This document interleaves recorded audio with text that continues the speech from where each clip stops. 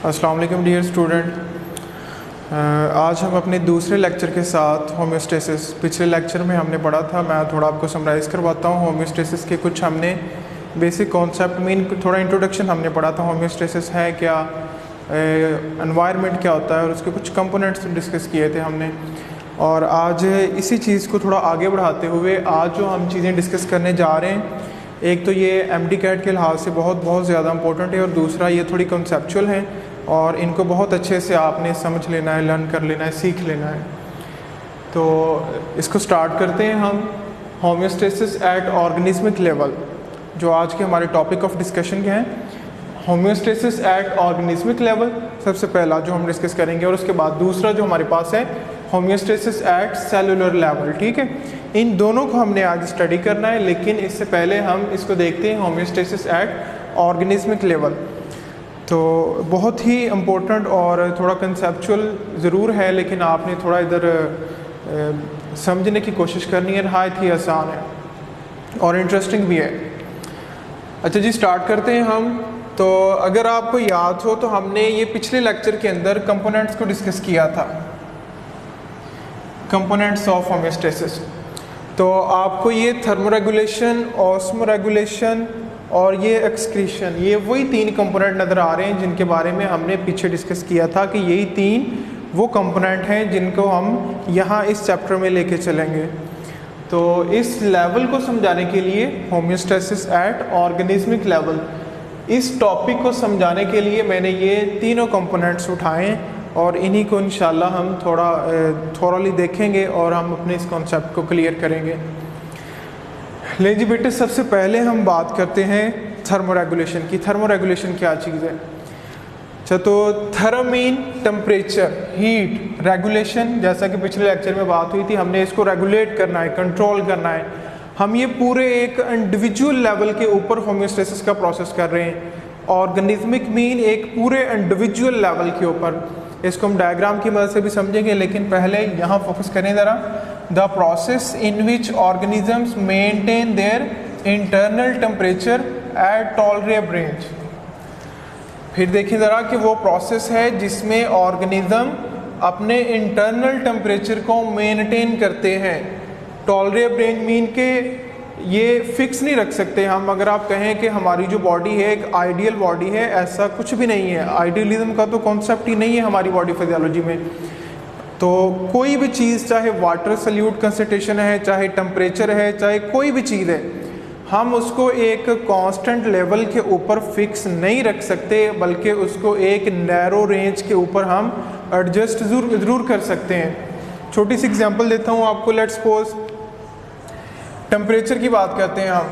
हमारी बॉडी का जो कोर टेम्परेचर है वो कितना है? 37 डिग्री सेल्सियस।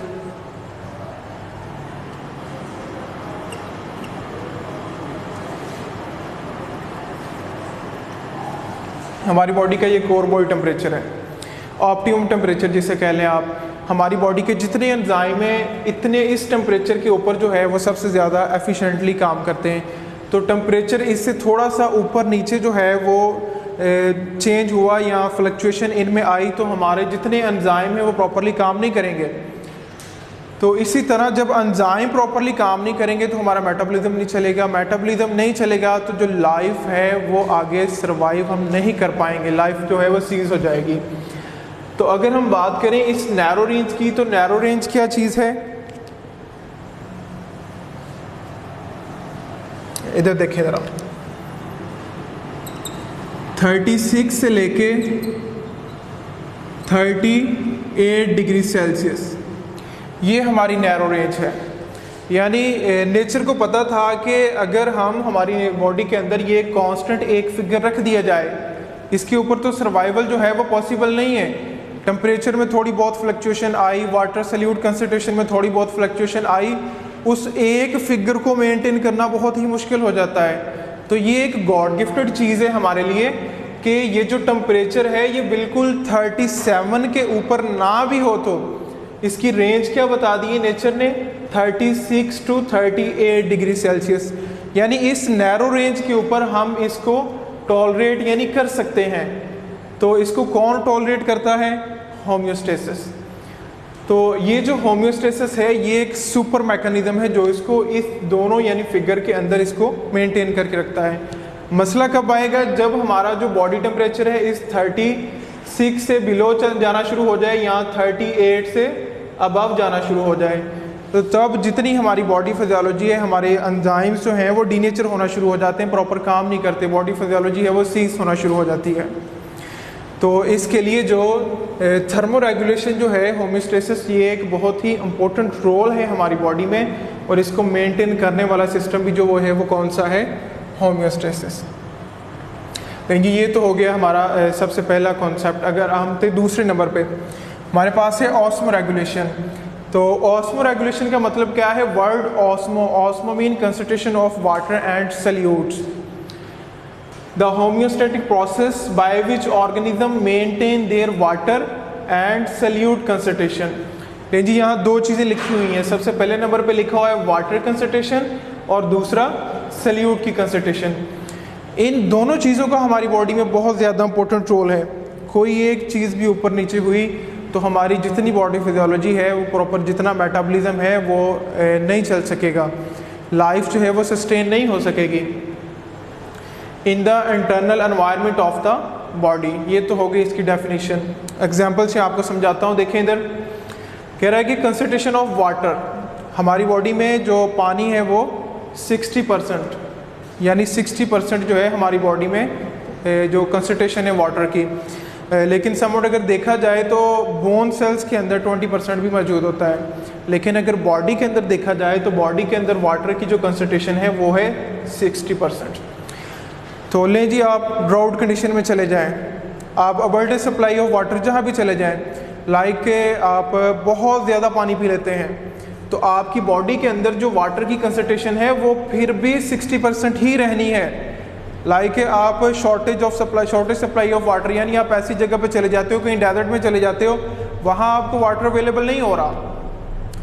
अच्छा, ये तो फिर हमारे लिए मसला है कि अगर जब हमें पानी अवेलेबल है तो हम पानी पीते हैं, ये 60% मेंटेन हो जाता है, ये तो चलो ठीक है, गुजारा हो गया। लेकिन जब हम किसी ऐसी जगह पर निकल जाते हैं जहाँ पे वाटर की कंसंट्रेशन जो यानी कम है या वाटर की शॉर्टेज है, तो तब हमारे लिए क्या होगा, ये तो 60% मेंटेन आई थिंक सो नहीं हो पाएगा। लेट्स सपोज कि आप डेजर्ट में निकल जाते हो, सुबह से शाम तक भटकते रहते हो, आपको पानी मिला या ना मिला तो शॉर्टेज तो हो जाती है बॉडी में। लेकिन नहीं, ऐसा बिल्कुल नहीं होता। अगर आपको पानी पीने को नहीं भी मिला तो आपका ये जो 60% है ये आपकी बॉडी फिजियोलॉजी के मुताबिक ये होम्योस्टेसिस इसको मेंटेन करके रखेगा, और इसी मेंटेनेंस की वजह से इसका नाम होम्योस्टेसिस है। ये एक सुपर मैकेनिज्म है। लेकिन जी ये तो हो गया वाटर के लिहाज से। दूसरी एग्जांपल देखें, लाइक सोडियम क्लोराइड, मैंने बात की सल्यूट की, सल्यूट्स के अंदर साल्ट्स आ जाते हैं, समवट अदर कुछ दूसरी चीज़ें आ जाती हैं। ये एक टेबल चार्ट लिखा हुआ है सोडियम क्लोराइड। तो सोडियम क्लोराइड की जो हमारी बॉडी में नॉर्मल जो मिकदार है वो कितनी है, 0.4% टोटल बॉडी वेट, यानी हमारा जो जितना टोटल सारा बॉडी वेट है उसका 0.4% जो है वो हमारी बॉडी में इस नमकियात की यानी इस साल्ट की कंसंट्रेशन है, मिकदार है। लाइक हम सोडियम क्लोराइड थोड़ा इंटेक करें या ज़्यादा इंटेक करें, हमारी बॉडी ने इसको इसी डिजिट के ऊपर, इसी फिगर के ऊपर इसको मेंटेन करके रखना है। This is osmo regulation. किन दो चीज़ों को हमने मेंटेन किया है, वाटर एंड साल्ट कंसंट्रेशन को, वाटर एंड सल्यूट कंसंट्रेशन को हमने मेंटेन किया। हमने वाटर भी 60% मेंटेन रखा और साल्ट भी हमारी बॉडी जो है वो मेंटेन रख रही है। किस वजह से, इस सुपर मैकेनिज्म की वजह से। तो यहाँ एक इम्पोर्टेंट क्वेश्चन है जो अक्सर पेपर में पूछ लिया जाता है कि why organism need osmo regulation, why organism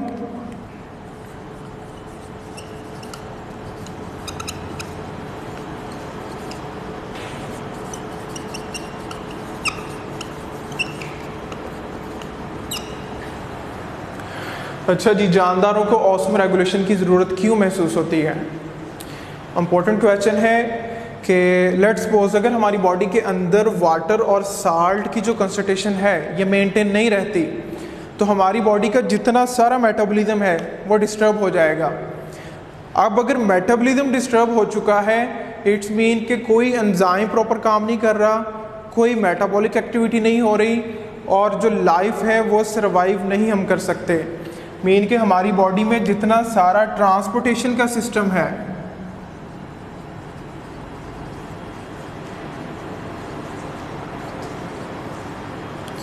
ये ट्रांसपोर्टेशन का जो सिस्टम है ये हमारी बॉडी में बिल्कुल यानी रुक जाता है। अगर ट्रांसपोर्टेशन नहीं हो रही, ना ही वाटर की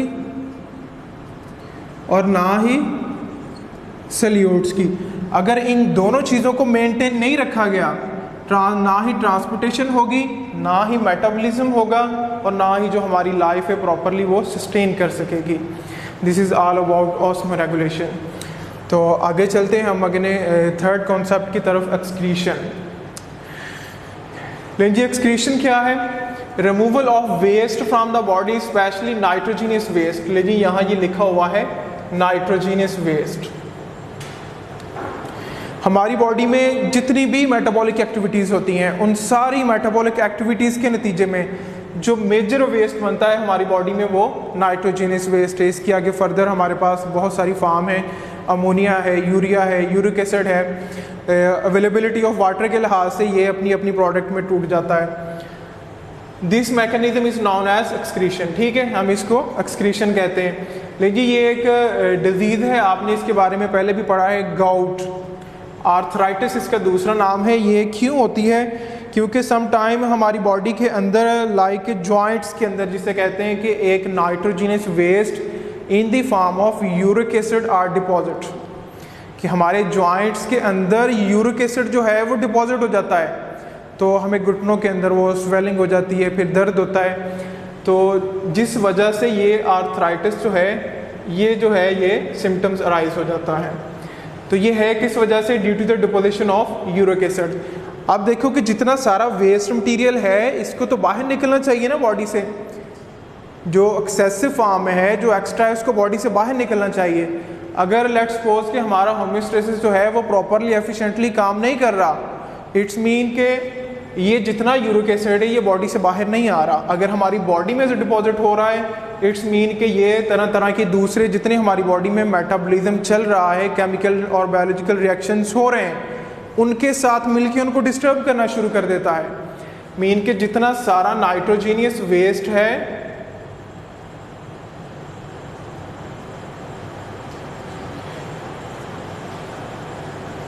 कंबाइन विथ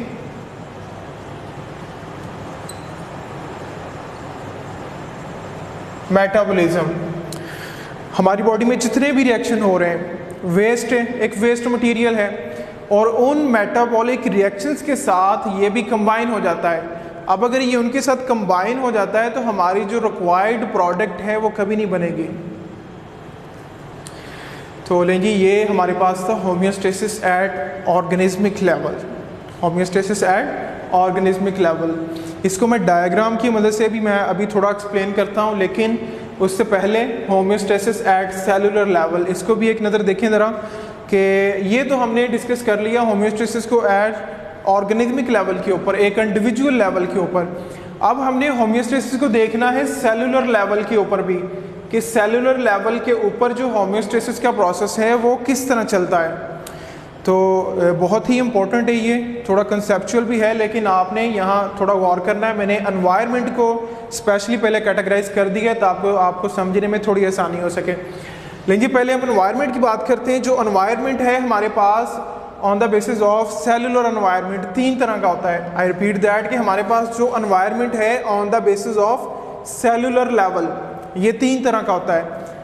लेकिन सबसे पहले अगर देखें एक्सटर्नल एनवायरनमेंट, एक्सटर्नल एनवायरनमेंट ये बिल्कुल सिंपल नाम से ज़ाहिर है कौन सा एनवायरनमेंट, आउटसाइड द बॉडी, जो बॉडी के बाहर की तरफ है। इसी तरह अगर हम आगे देखें intra cellular environment, intra cellular environment वो एनवायरनमेंट जो सेल्स मेम्ब्रेन के अंदर पाया जाता है, within the cell membrane. अगर हम थर्ड देखें extra cellular environment, extra cellular वो एनवायरनमेंट है जो बॉडी के अंदर हो लेकिन सेल्स के बाहर हो, मैं फिर रिपीट कर रहा हूँ, एक्स्ट्रा सेलुलर एनवायरनमेंट वो एनवायरनमेंट है जो बॉडी के अंदर हो लेकिन सेल्स के बाहर हो। और इंट्रा सेलुलर एनवायरनमेंट कौन सा है?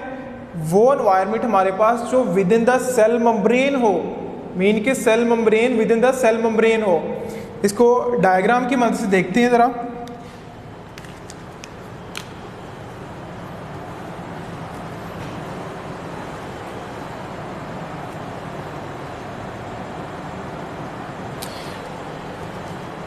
लीजिए ये हमारे पास सेल है।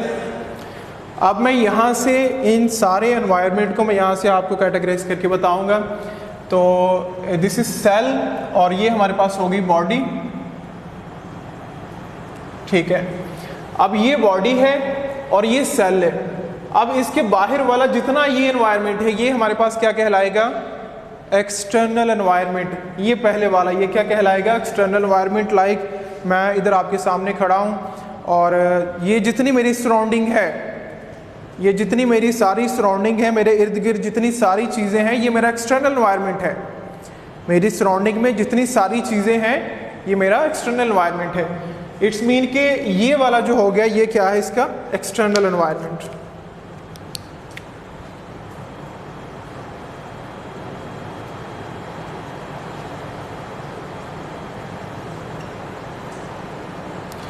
ये लीजिए ये इसके बाहर जितना सारा एनवायरनमेंट है ये क्या कहलाता है? External environment. लीजिए ये कंप्लीट हो गया आउटसाइड द बॉडी, ठीक है। ये बॉडी है, बॉडी के बाहर जितना भी है ये सारा एक्सटर्नल एनवायरनमेंट। उससे हम आगे चलते हैं इंट्रा सेलुलर। उससे पहले ज़रा देखिए कि एक्स्ट्रा सेलुलर एनवायरनमेंट क्या है। एक्स्ट्रा सेलुलर जो एनवायरनमेंट है ये वाला मैंने बात की थी कि जो बॉडी के अंदर हो लेकिन सेल्स के बाहर हो। मैं पहले बात क्या की थी कि ऐसा एनवायरनमेंट जो बॉडी के अंदर हो लेकिन सेल्स के बाहर हो, जो सेल्स के बाहर हो लेकिन बॉडी के अंदर हो।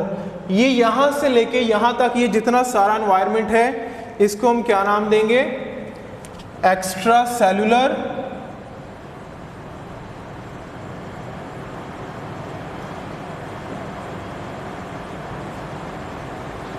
Extra cellular environment. ये वाला ये क्या हो गया हमारे पास? एक्स्ट्रा सेलुलर एनवायरनमेंट जो कि बॉडी के अंदर हो लेकिन सेल्स के बाहर हो। आगे ये दो तरह का होता है, around the tissue and with in the vessel. इसके ऊपर भी बात करते हैं लेकिन इससे पहले ज़रा देखें इंट्रा सेलुलर एनवायरनमेंट। अब इंट्रा सेलुलर एनवायरनमेंट क्या है? Within the membrane. लीजिए ये हमारे पास जो एनवायरनमेंट है ये एनवायरनमेंट हमारे पास कहलाता है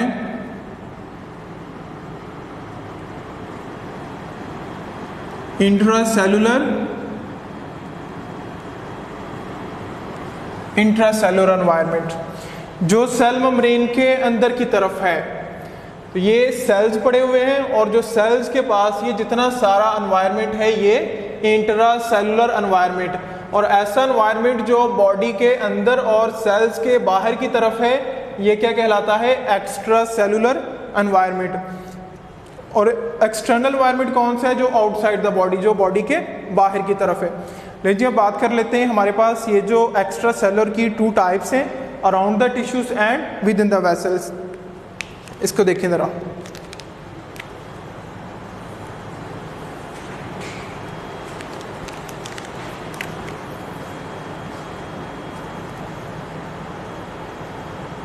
जी ये हमारे पास सेल्स पड़े हैं और सेल्स जो हैं ये मिलके क्या बनाते हैं? टिश्यूज बनाते हैं। सेल्स मिलके क्या बनाते हैं? टिश्यूज। और सेल्स के पास ये जो एनवायरनमेंट है आप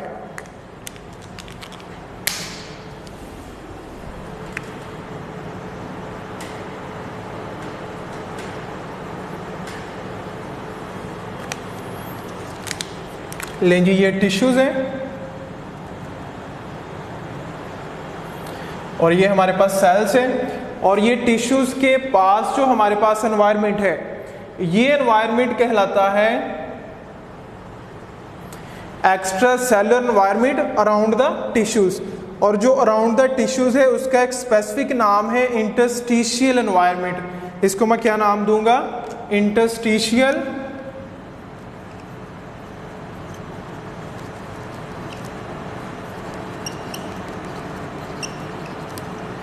इंटरस्टिशियल एनवायरनमेंट। फिर देखें कि एक्स्ट्रा सेलुलर एनवायरनमेंट दो तरह का होता है, एक अराउंड द टिश्यूज और दूसरा विद इन द वेसल्स। तो मैंने अभी बात की है अराउंड द टिश्यूज, ठीक है। ये सेल्स हैं, सेल्स मिलके क्या बना रहे हैं, टिश्यूज बना रहे हैं, और टिश्यूज के बिल्कुल पास ये वाला जो एनवायरनमेंट है, ये टिश्यूज के पास वाला ये जो एनवायरनमेंट है, ये क्या कहलाता है, इंटरस्टिशियल एनवायरनमेंट। इसका क्या नाम है, इंटरस्टिशियल एनवायरनमेंट। अच्छा जी, ये तो हो गया इंटरस्टिशियल एनवायरनमेंट। अब विद इन द वेसल जो हमारे पास है, ये कौन सा एनवायरनमेंट है, इसमें कह रहा है कि प्रेजेंट आउटसाइड द सेल्स। ये कहाँ मौजूद होता है, प्रेजेंट आउटसाइड द सेल्स। अच्छा जी, ये तो हो गया सेल्स, ये सेल्स के बाहर की तरफ होता है। और दूसरी स्पेसिफिक कंडीशन क्या है, विद इन द वेसल, ये वेसल्स के अंदर की तरफ होता है। इसको गौर से समझना है आप। लेट्स सपोज के ये एक वेसल जा रही है यहाँ से,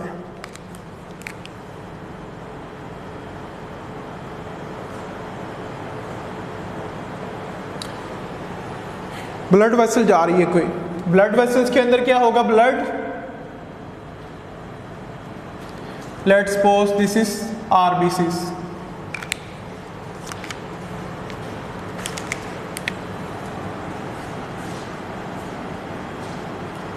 RBCs mean red blood cells, ठीक है। और रेड ब्लड सेल्स और इसके पास अब ये जो एनवायरनमेंट है, ये वाला, ये वाला जो एनवायरनमेंट है, ये अब कहलाएगा विद इन द वेसल। इसका क्या नाम होगा, विद इन द वेसल।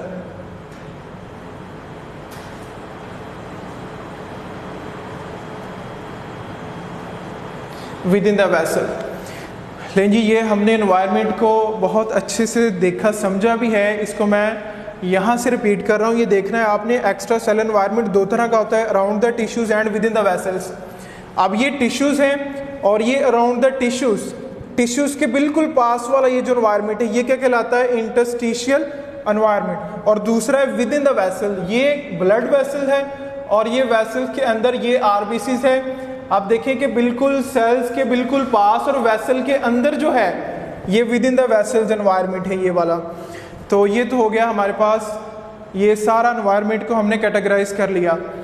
अब आपने ये देखना है कि बेटे सबसे ज़्यादा जो एनवायरनमेंट फ्लक्चुएट करता है वो कौन सा है। सबसे ज़्यादा जो एनवायरनमेंट फ्लक्चुएट करता है वो हमारे पास एक्सटर्नल एनवायरनमेंट है। सबसे ज़्यादा जो फ्लक्चुएशन आती है वो कहाँ आती है, एक्सटर्नल एनवायरनमेंट के अंदर, यानी इस एनवायरनमेंट के अंदर। ये जो एनवायरनमेंट है, यहाँ बहुत सारी चेंजेस आती हैं और इन्हीं चेंजेस की वजह से हमारा एक्स्ट्रा सेलुलर और इंट्रा सेलुलर एनवायरनमेंट भी चेंज होता है।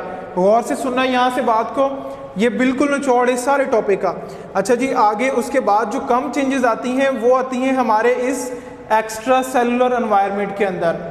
सबसे जो है ज़्यादा चेंजेस आती हैं इसमें, और उससे जो कम चेंजेस आती हैं वो इस एक्स्ट्रा सेलुलर एनवायरनमेंट के अंदर, मीन यहाँ, ये विद इन द बॉडी, इस एनवायरनमेंट के अंदर जो है सबसे ज़्यादा चेंजेस यहाँ आएंगी। फिर उसके बाद जो चेंजेस आएंगी एक्स्ट्रा सेलुलर एनवायरनमेंट के अंदर आएंगी।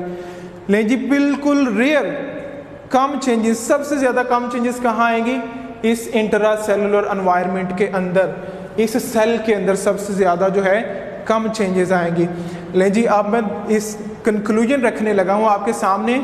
आप देखें कि अगर तो एक्सटर्नल एनवायरनमेंट चेंज हो रहा है, गौर से सुना है मेरी बात को, अगर तो एक्सटर्नल एनवायरनमेंट चेंज हो रहा है और एक्स्ट्रा सेलुलर और इंट्रा सेलुलर चेंज नहीं हो रहा, तो इसको मैं नाम दूंगा होम्योस्टेसिस एट ऑर्गेनिज्मिक लेवल।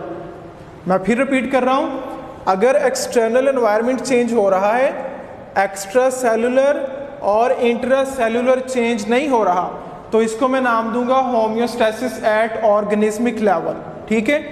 और दूसरा पॉइंट, अगर एक्सटर्नल एनवायरनमेंट भी चेंज हो रहा है, एक्स्ट्रा सेलुलर एनवायरनमेंट भी चेंज हो रहा है और इंट्रा सेलुलर ये अंदर वाला एनवायरनमेंट चेंज नहीं हो रहा, यहाँ फ्लक्चुएशन बहुत कम आ रही है, मैं इसको नाम दूंगा होम्योस्टेसिस एट सेलुलर लेवल। इसको मैं क्या नाम दूंगा, होम्योस्टेसिस एट सेलुलर लेवल। ये लें जी, ये बेटे आज का हमारा टॉपिक था। तो इंशाल्लाह अगले लेक्चर के साथ हम मिलेंगे। फीडबैक मैकेनिज्म और कंट्रोल सिस्टम क्या चीज़ है। थैंक यू, अल्लाह हाफिज़।